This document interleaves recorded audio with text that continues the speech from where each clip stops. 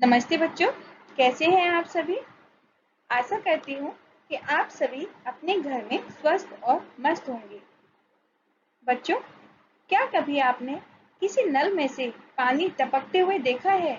यानी कि जब नल आपका लीक करता है तो उसमें से बूंद बूंद करके पानी टपकता है।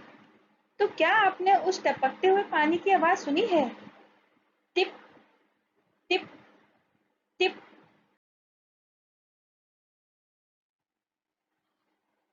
क्या कभी आपने किसी के घर की छत को टपकते हुए देखा है कि बारिश के मौसम में किसी का घर किसी के घर की छत जब टपकती है तो घर में रहने वाले लोग उस पानी को रोकने के लिए क्या-क्या व्यवस्था करते हैं?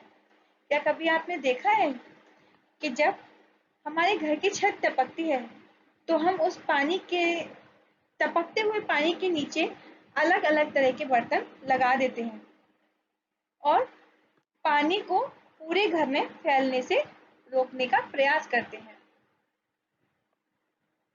अब आप लोग सोच रहे होंगे गुरमा आज पानी के टपकने की आवाज और छत के टपकने की बात क्यों कर रही हैं?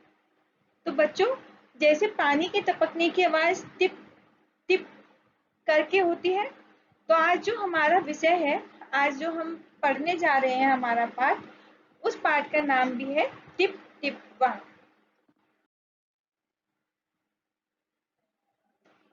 तो हम आज का हमारा विषय है टिप टिप वा। एक बुढ़िया थी, उसका एक पोता था।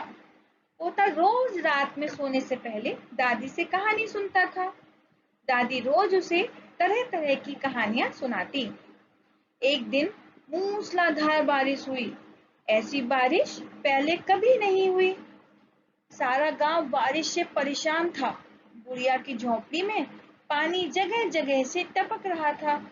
Tip tip tip. इस बात से बेखबर पोता दादी की गोद में लेटा कहानी सुनने के लिए मचल रहा था। बुढ़िया खींच कर बोली, अरे बचवा, का कहानी सुनाए? खींच कर बोली मतलब परेशान होकर झुंझला कर बोली, ई टिप टिपवा से जान बचे तब ना।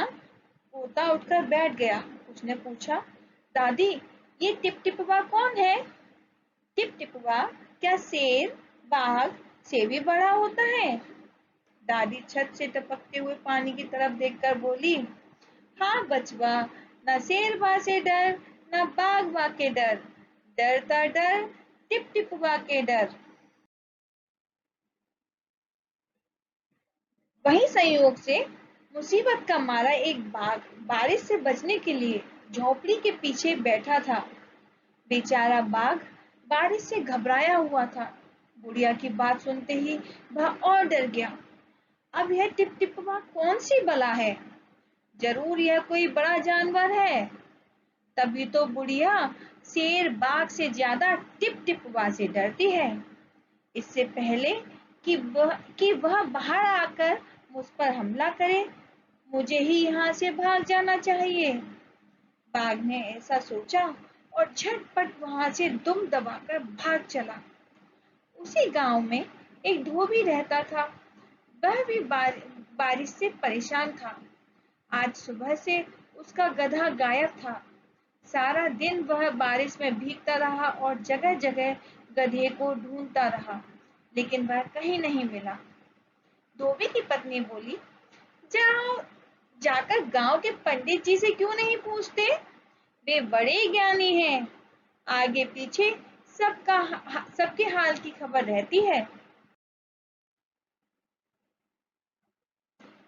पत्नी की बात धोबी को जच गई। अपना मोटा लठ उठाकर वह पंडित जी के घर की तरफ चल पड़ा। उसने देखा कि पंडित जी घर में जमा पानी, बारिश के पानी को उलीच उलीच कर फेंक रहे हैं, यानी कि उसको हाथों में भर के या किसी बर्तन में भर के घर से बाहर निकाल रहे हैं। धोबी ने बेसब्री से पूछा, महाराज, मेरा गधा सुबह से नहीं मिल रहा है। जरा पोथी बाज कर बताइए। पोथी बाज कर बताइए मतलब अपने ग्रंथ पुस्तकें देखकर बताइए, वह कहाँ है? सुबह से पानी उलीचते उलीचते पंडित जी थक गए थे। धोबी की बात सुनी तो झुंझला उठे, यानी कि उनको गुस्सा आ गया और बोले, मेरी पोथी में तेरे गधे का पता ठिकाना लिखा है क्या, जो आ गया पूछने?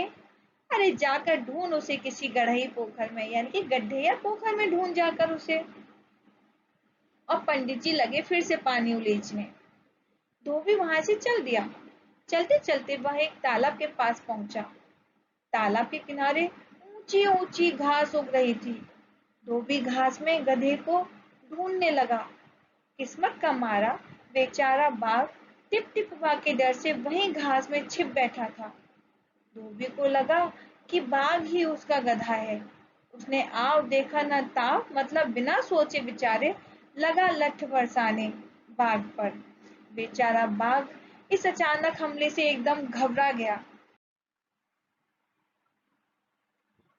बाघ ने मन ही मन में सोचा, लगता है यही टिपटिपुआ है।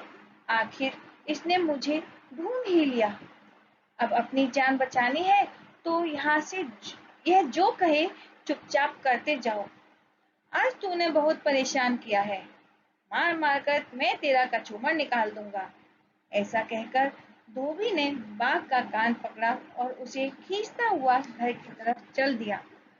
बाघ बिना चू चपड़ किए, यानी कि बिना कुछ बोले, भीगी बिल्ली बना धोबी के पीछे पीछे चल दिया। घर पहुंचकर धोबी ने बाघ को खूंटे से बांध दिया और सो गया। सुबह जब गांव वालों ने धोबी के घर के बाहर खूंटे से बाघ को बंधे देखा तो उनकी आंखें खुली की खुली रह गई, यानी कि वे सभी आश्चर्यचकित रह गए। तो बच्चों, ये कहानी थी हमारी एक अम्मा और धोबी की, जिसका नाम था टिप टिपुआ। इस कहानी को लिखने वाली हैं गिरजा रानी अस्थाना। धन्यवाद बच्चों।